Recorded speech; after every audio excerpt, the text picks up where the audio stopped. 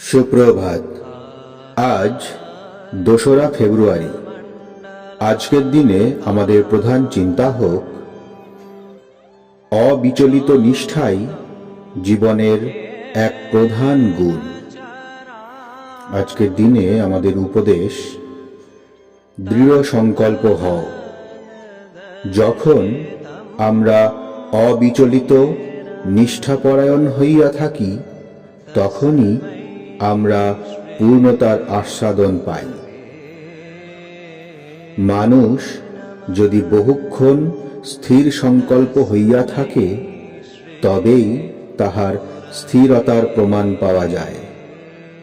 তুমি যদি নিষ্ঠার সঙ্গে তোমার নিজের কর্মস্থলে দাঁড়াইয়া থাকো, 1 ঘণ্টা বা 2 ঘণ্টা চলিয়া গেল, তাহাতে কি ক্ষতি?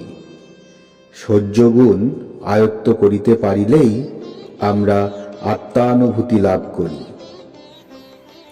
ধর্ম জীবনযাপনের জন্য বিশেষ স্থিরতা ও সহনশীলতার প্রয়োজন।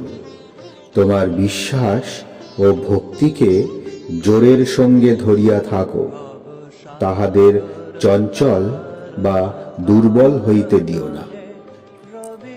আজকের দিনে আমরা প্রার্থনা করতে পারি, সেই অসীম সত্তা যিনি আমার সকল চিন্তা, সকল ভাব জানেন, তিনি যেন আমাকে শক্তি ও জ্ঞান দান করেন। তিনি যেন আমার হৃদয় হইতে যা কিছু অযোগ্য, যা কিছু অশোভন, সব দূর করিয়া দেন। তিনি যেন আমাকে সকল কলুষ হইতে মুক্ত করেন। আমার সকল কাজ ও কথায় আমি যেন তাহারই শক্তি, তাহারই মহিমা প্রচার করিতে পারি। আমি যেন তাহার সন্তানদের জীবনে আশীর্বাদ আনয়ন করিতে পারি। প্রণাম। জয়তু শ্রীরামকৃষ্ণ।